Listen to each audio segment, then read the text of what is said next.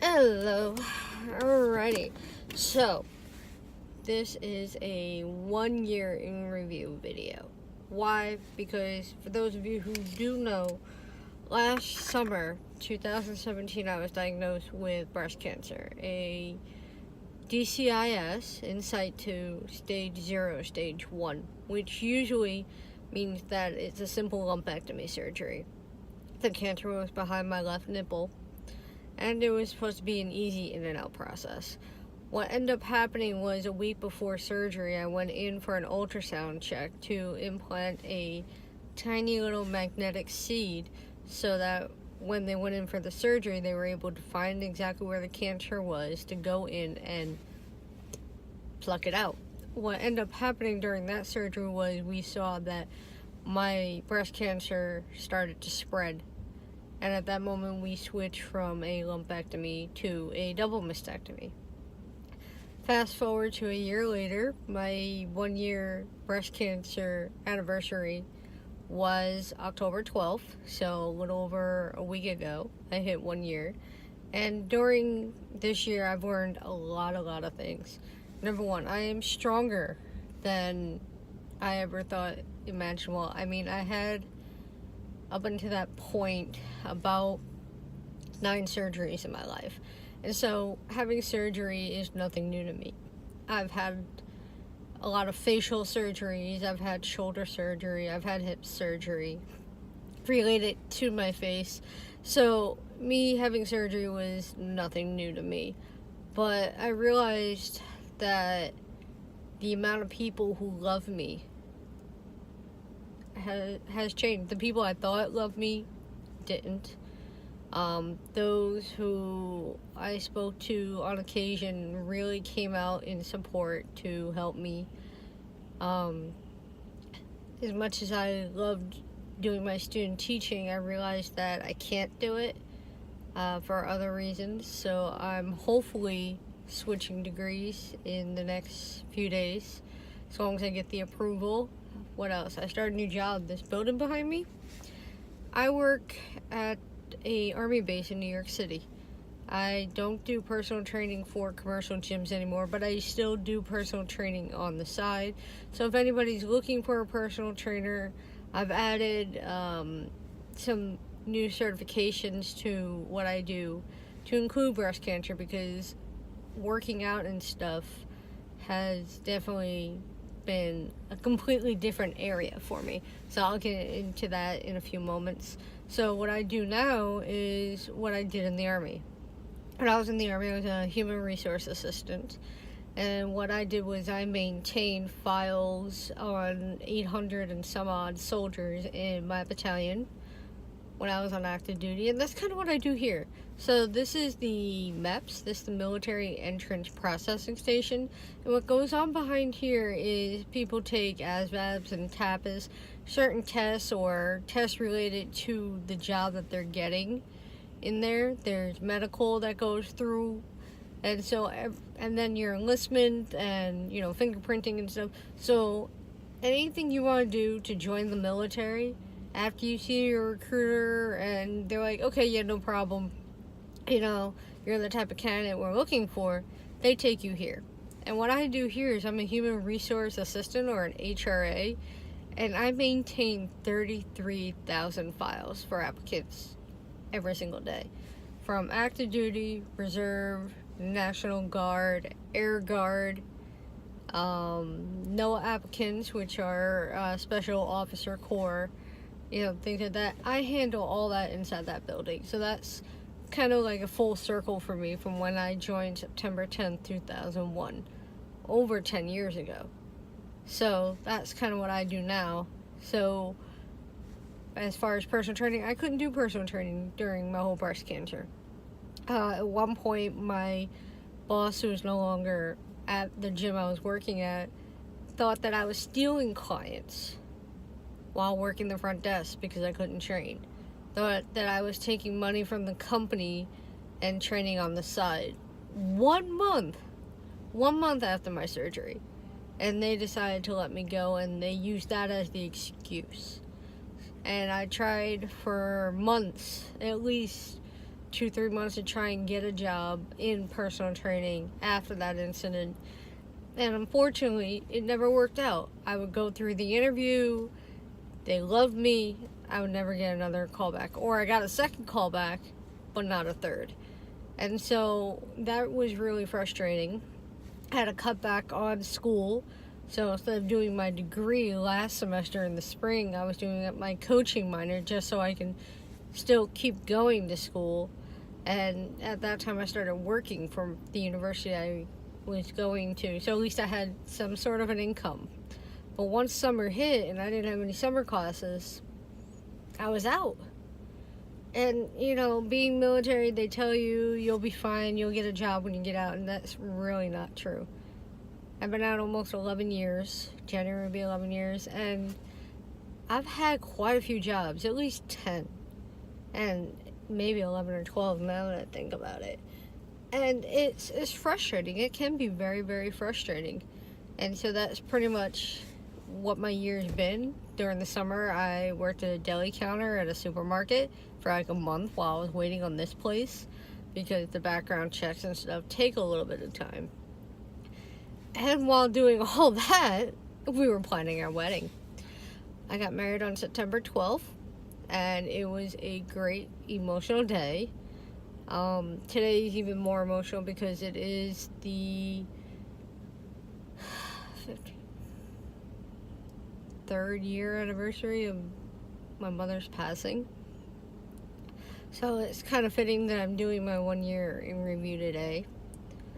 But, I mean, I'm still going. I'm still trucking along, and I'm still my happy-go-lucky self. My PTSD does kick in from time to time. I'm only human. I mean, it's part of my disability. But, I mean, when it comes to breast cancer, breast cancer doesn't know age. It doesn't know sex. It doesn't know... It doesn't care. It really, truly doesn't care. What helped me was being healthy. I was at a pretty decent weight and body fat. My pec muscles, or my chest muscles, were very, very strong. So that's what kind of helped me, is because majority of the time, women who have breast cancer are not in the best shape of their lives. And what happens is when they do cut into the muscle and put the implants usually go below the layer of the breast. So it goes in between the muscle and kind of shapes around it. Mine sit on top. So if you were to look inside my body, you'd see skin, implant, muscle, bone. Where most people who have this type of surgery, you would see skin, muscle, implant, muscle, bone. And sometimes that can be a lot more complicated. But being healthy as I was, I healed faster. I got back to normal activities faster. But working out has definitely been a change because of things like my lymph node removal. I've only had one removed, but I still have issues on my left side. So my left side is a lot tighter than my right side, which is normal because I am a righty. My muscles are still strong, which is good, but because they remove so many nerve endings inside, I'm numb across my back, across my chest. So just about 2 months ago, I did a tattoo reconstruction of my nipples. I did not feel that at all.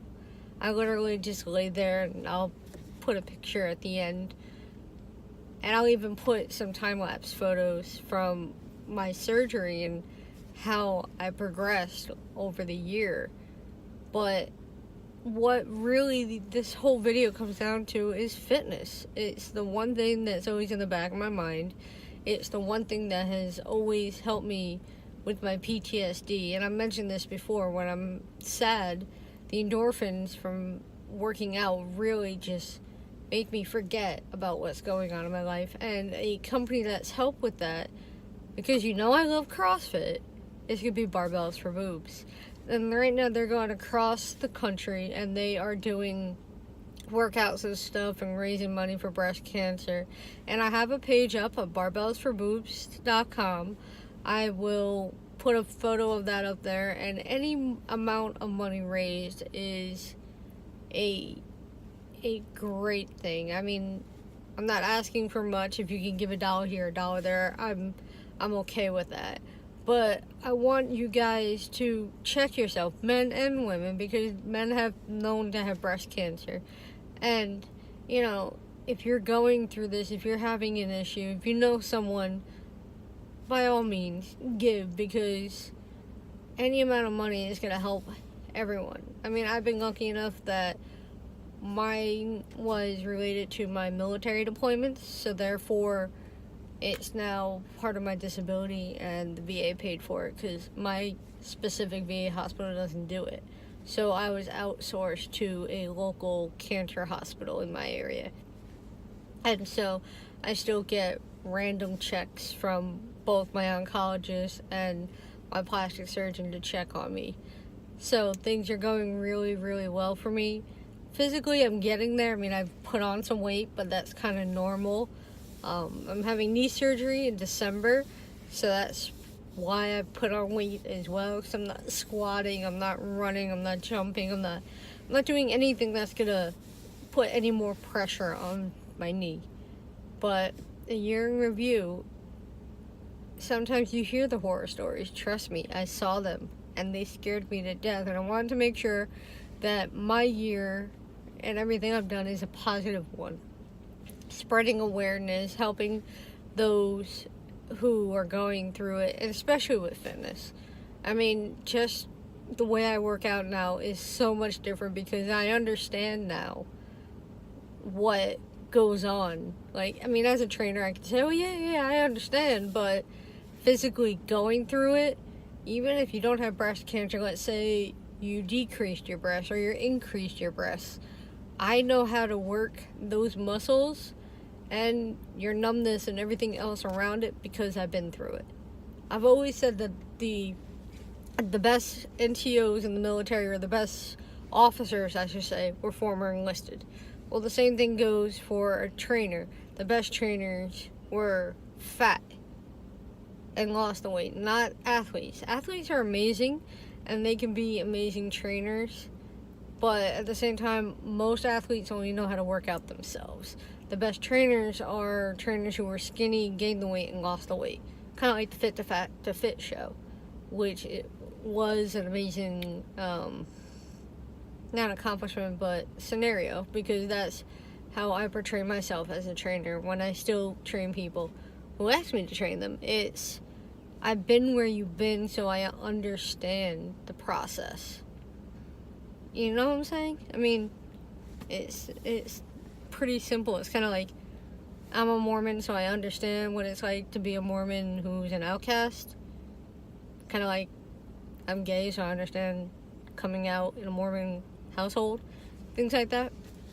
Sorry, a little funny, a little early in the morning is over here, but just wanted to let you guys know a little bit of an update, and maybe I'll do a video or two while I'm on my honeymoon. We'll be in Orlando next week.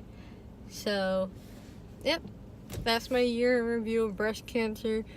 Drive safe if you're on the East Coast. Make sure you bundle up. It is getting chilly over here, and I will talk to you guys later. Bye.